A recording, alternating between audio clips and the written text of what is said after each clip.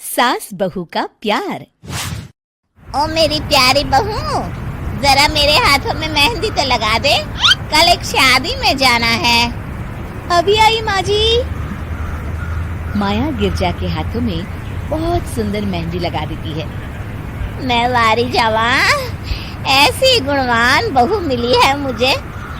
अरे मुझे भी तो इतनी प्यारी सास मिली है। दोनों हंसने लगती हैं। ये बात उनकी पड़ोसन कमला सुन लेती है। बढ़िया ही गुणवान बहू और प्यारी सास, सब नाटक है नाटक। कमला स्वभाव से बहुत तेज होती है। उसकी अपनी बहू से बिल्कुल नहीं बनती, इसीलिए वो गिरजा से जलती है।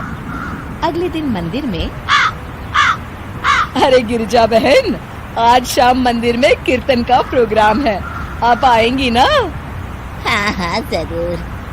वही तो, कम से कम इसी बहाने इन बहुओं से छुटकारा तो मिलेगा। कैसी बातें कर रही हो कमला, मेरी बहू तो साथ आएगी। अरे माया कितने अच्छे भजन गाती है, तुमने नहीं सुना?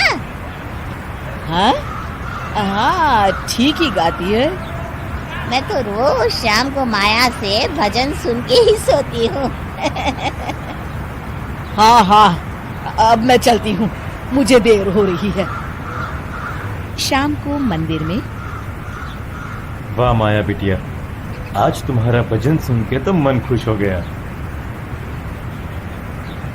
धन्यवाद पंडित जी। माँ जी चाहती थी कि मैं आऊँ, इसीलिए मुझे आज यहाँ गाने का मौका मिला। भाई धन्य हो गिरजा, इतनी प्यारी बहू मिली है तुम्हें। सो तो है पंडित जी। कमला दूर खड़ी सब सुन रही होती है। इनका प्यार तो अब मैं निकालती हूँ। अगले दिन कमला छत से माया को आवाज लगाती है। अरे माया, जी बुआ जी। जरा इधर तो आना, कुछ बताना है। अभी आई बुआ जी। क्या हुआ? माया कमला के पास जाती है। पता है, कल सुबह गिरजा मंदिर में कह रही थी कि उसकी किस्मत फूट गई जो उसे तेरे जैसी बहू मिली। अच्छा बुआ जी, किसी बात पर गुस्से में कह दिया होगा। आप तो जानती हैं माँ जी मुझे कितना प्यार करती हैं। अरे वो चाहती ही नहीं थी कि तू मंदिर में आए, वो तो मेरे बहुत कहने पर तुझे लेकर आई।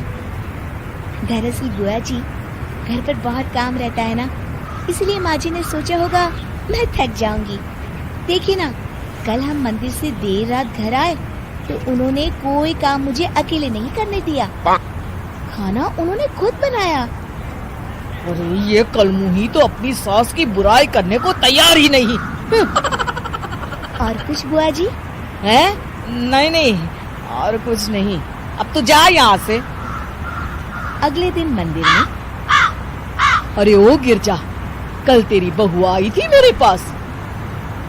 माया आई होगी, वो सबसे हंसती बोलती रहती जो है। अरे हंसना बोलना क्या, तुझे कोस रही थी। ऐसा हो ही नहीं सकता, तुझे सुनने में कोई गलती हुई होगी। कसम से गिरजा, वो कह रही थी मुझे तो मेरी सास ने नौकर समझ लिया है। दिन भर घर का काम करती रहती हूँ मैं, और मेरी सास आराम करती है। अरे ज्यादा काम से थक गई होगी तो गुस्से में कह दिया होगा। वैसे भी काम तो वो करती ही है। मुझे आराम की आदत उसी ने लगाई है। हाँ। जो भी हो, थोड़ी नकेल कस ले, बाद में ये बहुएं सास को घर से ही निकाल देती है।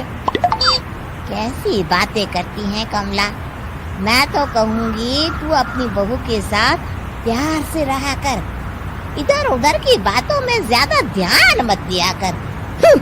बड़ी आई मुझे सिखाने, मैंने तो तेरी भलाई के लिए कहा था, नहीं सुनना तो जा यहाँ से।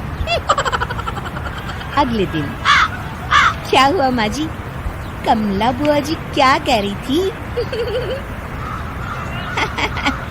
तू तो जानती है कमला और उसकी बातें। हाँ हाँ, बड़ी परेशान है हमारा प्यार देखकर। अरे ना समझ है वो। दोनों खिलखिलाने लगती हैं। शाम को कमला मंदिर के कोने में अकेली बैठी होती है।